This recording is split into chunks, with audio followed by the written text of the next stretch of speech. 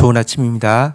2025년도 마지막 날 마지막 GT 내용 보도록 하겠습니다. 에스라서 10장 18절에서 44절 말씀입니다.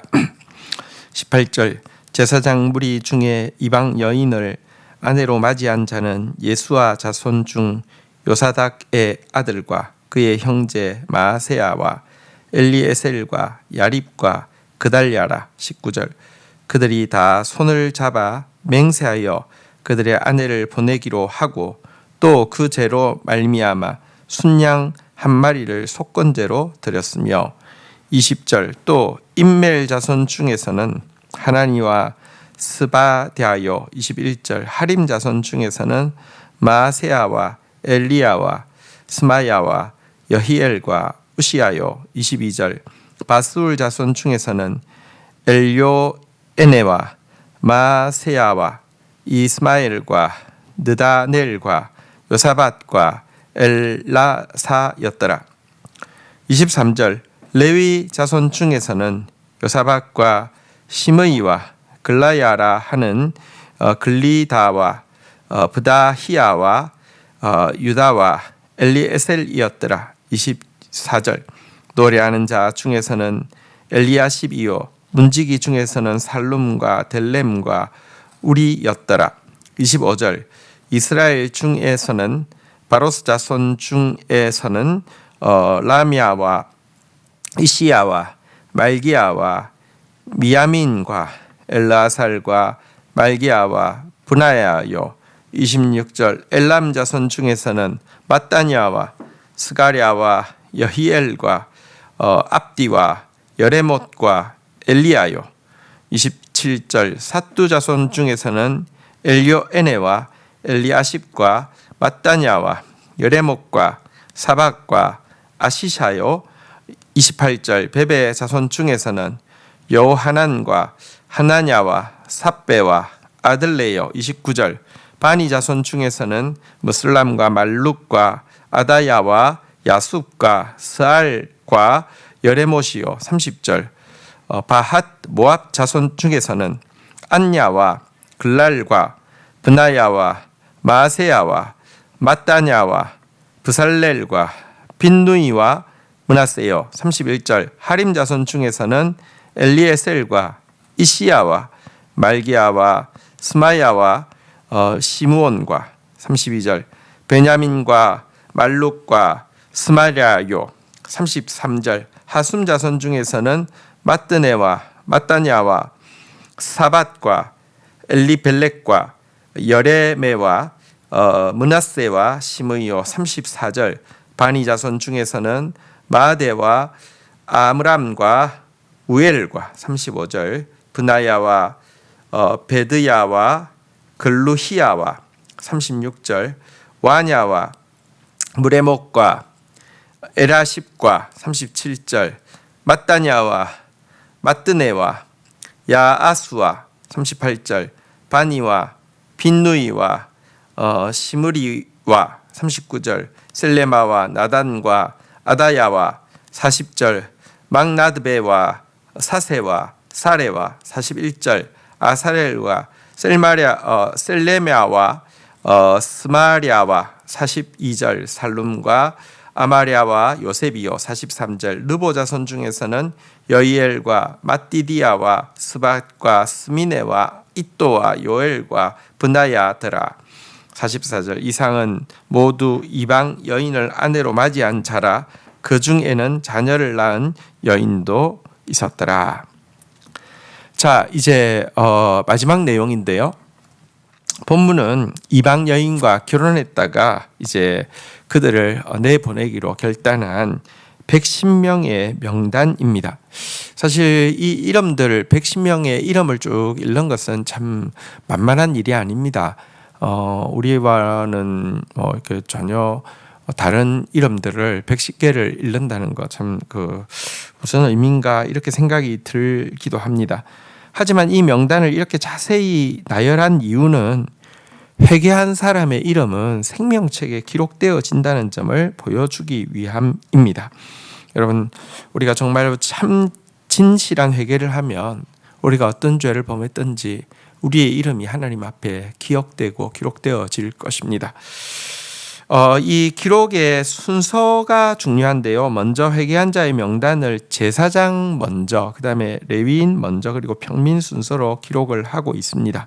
숫자는 제사장이 14명, 레위인이 10명, 평민이 86명으로 되어 있는데요. 여러분, 이게 왜 의미가 있냐고 하면 2장에와 7장에 이제 1차, 2차 포로기한 자의 명단이 나오는데, 이때 보면 항상 평민, 그 다음에 제사장 레위인 순서로 이렇게 백성들과 종교 지도자의 순서로 이렇게 나오는데요. 반대로 되어 있잖아요. 그죠? 종교 지도자와 백성의 순서로 나와 있잖아요. 이것은 영적인 부패에 대한 책임은 지도자들에게 더 크게 있다는 것을 의도적으로 보여주려고 하는 것입니다. 귀환을 할 때는 백성들, 종교 지도자 이렇게 앞세움으로 말미암아 사실은 종교 지도자보다 백성들이 이 결단을 하고 고국 땅으로 돌아오기가 더 힘들다는 것을 알고 있기 때문에 그들을 격려하는 의미가 크다고 하면, 이제 이 죄 문제에 대해서는요, 부패에 대한 책임이 종교 지도자에게 더 크다는 책임을 더 크게 보여주려는 순서임을 알 수 있습니다.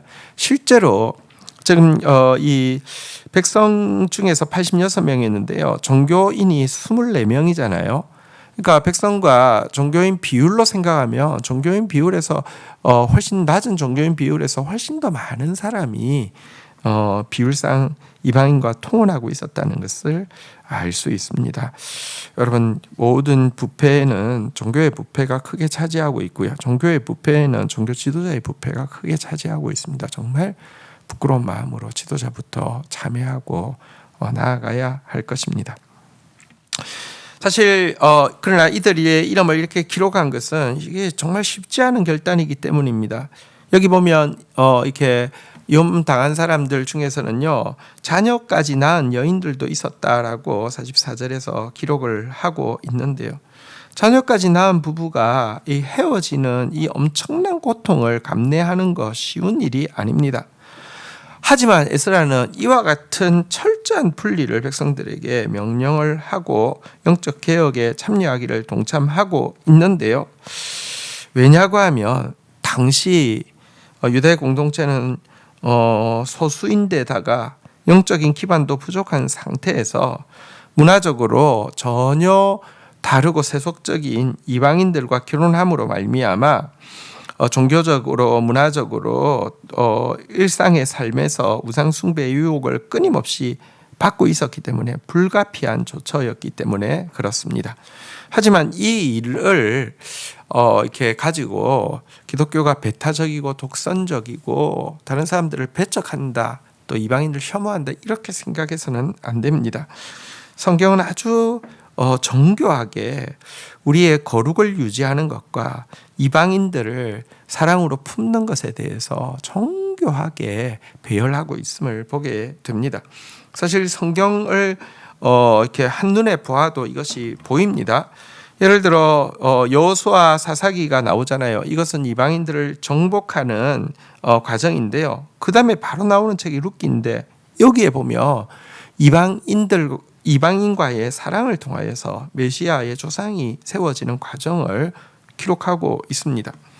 또 에스라 느헤미야처럼 이방인과의 분리를 이야기하고 있는 책 이후에 바로 이방인과 결혼하여 이스라엘의 구원의 통로가 된 에스더서가 또 나오고 있는 것도 눈여겨볼 필요가 있습니다. 이방인에 대한 심판을 선언하는 오바다서 다음에 이방인에게 가서 구원을 전하라고 하는 요나서가 바로 그 다음에 나오고 있는 것도 볼 필요가 있습니다. 그래서 성경에서 말하는 이방인과의 분리는요, 배타적 독선적인 것이 아니라 먼저 우리가 거룩하고 나야지만 그들을 품고 그들에 대한 축복의 통로가 될 수 있다는 것입니다. 그래서 죄와 분리시키는 것이지 죄인과 분리시키는 것이 아니라는 사실도 우리가 꼭 기억해야 합니다. 기독교는 절대로 혐오의 대명사, 막 누군가를 혐오하고 증오하고 살해를 가지고 이런 것과는 전혀 상관없습니다. 지금 아픈 마음으로 잘라내는 이유는 우리 안에 죄성과 혼합되어진 부분을 잘라내는 것이지 그 사람들을 혐오하고 이방인들을 배척하는 것이 절대 아니라는 것은 잊지 말아야 할 것입니다. 올 한 해도 이 말씀과 함께 하나님의 뜻을 알아가고 하나님의 뜻을 닮아가기 위해서 애쓴 모든 우리 성도님들 또 독자님들 주의 이름으로 축복합니다. 주신 말씀 붙잡고 기도하며 마무리하도록 하겠습니다. 하나님 아버지, 오늘 에스라의 개혁의 결과로 정말 이방인과 결혼하고 자식까지 낳았지만 또 그들을 내보내고 거룩을 다시 회복하기로 한 110명의 명단을 보게 됩니다. 하나님, 우리의 죄가 아무리 커다 할지라도 하나님 앞에 진실하게 참회하면 주님이 우리를 기억하시고 우리의 이름을 생명책에 기록하실진데 참으로 참회하는 자 되어질 수 있도록 은혜를 베풀어 주시옵소서. 하나님, 이스라엘의 타락에 가장 큰 책임이 있는 것이 종교 지도자이며 또 실제로 종교 지도자의 부패가 백성들의 부패보다 훨씬 더 심각했다는 것도 오늘 이 명단을 통해서 다시 한번 확인하게 됩니다. 하나님, 민족교회의 영적 지도자들이 진실로 참회하며 저부터 진실로 참회하게 하여 주시옵소서. 하나님, 그러나 이와 같은 분리가 죄와의 분리이지 죄인과의 분리가 아님을 기억하게 하여 주시옵소서. 기독교가 이방인을 혐오하는 종교가 아니라 우리가 먼저 거룩해짐으로 말미암아 진실로 이방인에게까지 열방에까지 축복의 통로가 되는 종교라는 사실도 우리가 알 뿐 아니라 보여주는 그런 참된 하나님의 사람들이 되게 인도하여 주시옵소서. 올 한 해도 말씀 붙잡고 살려고 몸부림치고 애쓴 모든 사랑하는 성도들을 축복하시고 은혜를 더하여 주시며 소망 가운데 새해를 시작하게 하여 주시옵소서. 예수 그리스도의 이름으로 기도 올립니다. 아멘.